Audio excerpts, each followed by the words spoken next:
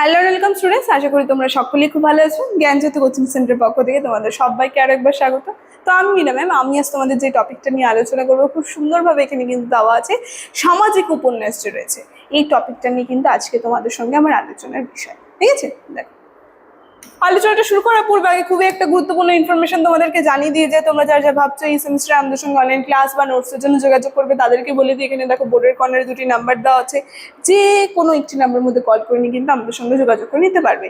তার সঙ্গে course fee জায়গাটা একটু ভালো করে দেখবে। মেজর কোর্সের জন্য এখানে কি বলেছে 1199, এটা কিন্তু এখন তোমাদের পে করতে হচ্ছে না, শুধুমাত্র 99 রেজিস্ট্রেশন ফির বিনিময়ে কিন্তু পুরো কোর্সটা তোমরা পেয়ে যাচ্ছ। আর এই অফারটা থাকছে প্রথম 100 স্টুডেন্ট যারা আমাদের এখানে অ্যাডমিশন নিচ্ছ second semester, fourth semester, six সেমিস্টারের জন্য। ঠিক আছে, এই ইনফরমেশনই তোমাদের দেওয়া ছিল। এখন আমি আলোচনার বিষয় চলে যাচ্ছি। দেখো, প্রথমে বলেছি আজকে আমি যে টপিকটা নিয়ে আলোচনা করব সেটা হচ্ছে সামাজিক উপন্যাস।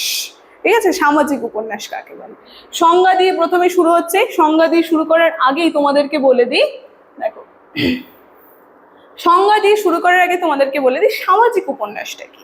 আসলে সমাজকে কেন্দ্র করে কবিরা, যে সমস্ত উপন্যাসিকরা তাদের উপন্যাসগুলো রচনা করতেন, যেখানে সমাজের বিষয়গুলো থাকতো, সমাজের আলোচনার বিষয় থাকতো, সেগুলোই কিন্তু সামাজিক উপন্যাস বলে পরিচিত।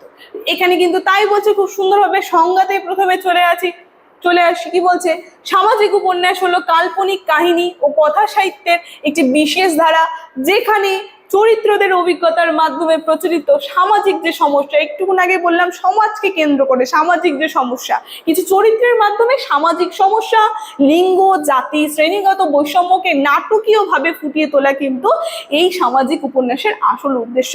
একেই কিন্তু কি বলে, সোশ্যাল প্রবলেম নভেল বা সামাজিক প্রতিবাদ উপন্যাস কিন্তু বলা হয়। ঠিক আছে, তাহলে আমরা বুঝতে পারলাম সামাজিক উপন্যাস কাকে বলে সংজ্ঞাটাতে।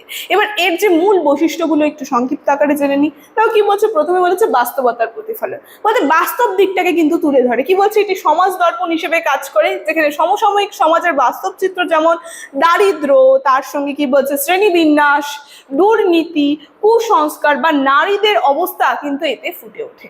ঠিক আছে, তাহলে আমরা দেখতে পাচ্ছি সামাজিক যে সমস্যাগুলো সেগুলো।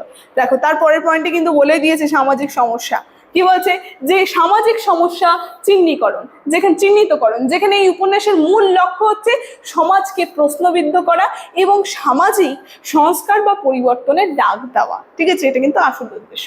পরের পয়েন্টে কি বলছে, সামাজিক উপন্যাসের আরেকটা পয়েন্ট বলছে যেখানে ব্যক্তি বনাম সমাজ দ্বন্দ্ব কিন্তু থাকে, বলতে এখানে একজন সাধারণ মানুষের সাথে সমাজের প্রথা বা ক্ষমতাশীল গোষ্ঠীর দ্বন্দ্ব কিন্তু তুলে ধরা, মানে একজন মানুষের সঙ্গে আরেকজনের যে দ্বন্দ্ব সেটা কিন্তু তুলে ধরা হয়। ঠিক আছে, তারপর পরের পয়েন্টে কি বলছে, চরিত্রের সামাজিক প্রেক্ষাপট, যেখানে আমরা দেখবো চরিত্র যে রয়েছে, চরিত্রের মাধ্যমে কিন্তু সামাজিক প্রেক্ষাপটগুলো তুলে ধরা হয়। ঠিক আছে, মানে একটা সামাজিক বিষয় আলোচনা করবে তার জন্য তো একটা চরিত্র লাগবে, একটা ক্যারেক্টার লাগবে। সেটাই বলেছে, এই চরিত্রগুলি আলাদা আলাদা কোনো সত্য নয়, বরং তারা সমাজেরই প্রতিনিধি, যাদের সুখ দুঃখ সামাজিক পরিস্থিতির উপর নির্ভর করে। ঠিক আছে, তারপর পরের পয়েন্টে বলছে চরিত্রের সামাজিক প্রেক্ষাপট, এই চরিত্রগুলি আলাদা কোনো সত্তা নয়, তারা সমাজেরই প্রতিনিধি, যাদের সুখ দুঃখ সামাজিক পরিস্থিতির উপর নির্ভর করে। আচ্ছা, এই দুটাই কিন্তু একই পয়েন্ট। ঠিক আছে, তোমরা একটু খেয়াল করলে কিন্তু বুঝতে পারবে, একটু দেখে নেবে। দেখো পরে কি বলছে, পরের পয়েন্টে ঐতিহাসিক প্রেক্ষাপট, ঊনবিংশ শতাব্দীতে শিল্প বিপ্লব পরবর্তী সময়ে ধারায় উপন্যাসের ব্যাপক পরিচালন কিন্তু ঘটে। ঠিক আছে, দেখো তারপর কি বলছে, একটু উদাহরণটা দেখে নি, ছোট্ট আকারে দেওয়া আছে এখানে উদাহরণটা। দেখো কি বলছে, যে বাংলা সাহিত্যে সামাজিক উপন্যাস একটি অত্যন্ত শক্তিশালী ধারা। নিচে কয়েকটি উল্লেখযোগ্য উদাহরণ এখানে দেওয়া আছে। প্রথমে চলে আসছে শরৎচন্দ্র চট্টোপাধ্যায় পল্লী সমাজ যে উপন্যাস আছে, সমাজকে কেন্দ্র করে রচনা। এই উপন্যাসে তিনি তৎকালীন গ্রাম ও ব্রাহ্মণ শাসিত যে সমাজ ব্যবস্থা, বলতে যে সমস্ত কুসংস্কারগুলো সমাজে চলছিল, সেই কুসংস্কার, তার সঙ্গে স্বার্থপরতা ও গ্রাম্য রাজনীতির এক বাস্তব নির্দয় চিত্র কিন্তু তিনি তুলে ধরেছেন। ঠিক আছে, তারপরে আরেকটা উদাহরণ আমরা পেয়ে যাবো মানিক বন্দ্যোপাধ্যায়ের বিখ্যাত উপন্যাস পুতুল নাচের ইতিকথা।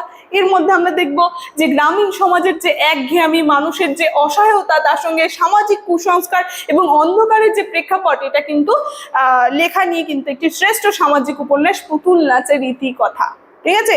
তারপরে কি বলছে, রবীন্দ্রনাথ ঠাকুরের চোখের বালি, এটা একটা বিখ্যাত উপন্যাস চোখের বালি, যেখানে তৎকালীন সময়ে যে যে সমস্ত সমস্যাগুলো চলছিল সেটাকে কেন্দ্র করে কিন্তু তিনি লিখেছেন। যেখানে কি বলছে, 19 শতকের শেষ দিকে বাংলা সমাজের নারীদের যে অবস্থা, বিধবা বিবাহ এবং কি বলছে সম্পর্কের টানাপোড়েন নিয়ে লেখা একটি মনস্তাত্ত্বিক অথচ সামাজিক উপন্যাস। ঠিক আছে, আমরা দেখতে পাবো সমাজে যে বিধবা বিবাহ যে রয়েছে এটা নিয়ে বা সমাজের সমস্যাগুলো যে ছিল নারীদেরকে নিয়ে, সেগুলোকে কেন্দ্র করে কিন্তু তিনি এই চোখের বালি যে এই উপন্যাসটা কিন্তু রচনা করেছেন। তাহলে সবশেষে আমরা বলতে পারি সামাজিক উপন্যাস কেবল গল্প বলে না, এটি পাঠককে সমাজের গভীরভাবে দেখতে শেখায় এবং এটি সামাজিক অবিচার বা বৈষম্যের প্রতি সহানুভূতি তৈরি করে এবং সমাজের সংস্কারে পাঠককে কিন্তু উদ্বুদ্ধ করে। ঠিক আছে, তাহলে এই যে সামাজিক উপন্যাস যে রয়েছে এটা নিয়ে কিন্তু আজকে ক্লাসের আলোচনা আমার এতটাই ছিল।